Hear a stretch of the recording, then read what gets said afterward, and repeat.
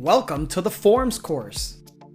The Forms tool in Autodesk Build allows us to accurately log work and activities throughout the day. We can securely fill out, review, and manage forms in a daily construction report, safety checklist, or any other type of form our team uses on the project. Digitizing our paper workflow empowers teams to easily search, edit, and share forms in the cloud platform.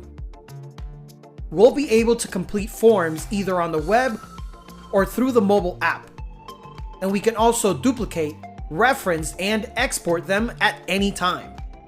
Effortlessly attach project photos, issues, files, or even other forms to give team members the context they need. The Forms tool provides the flexibility to manage project forms in a quick and transparent way, even if several people need to provide information in the same form.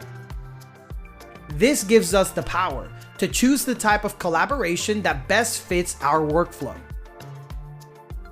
Autodesk Build comes with a set of pre-configured form templates, so we can get started right away, but we can configure our own templates as well. Follow the Forms course to learn how to set up form templates, submit forms from the field, export forms from the project, and much more.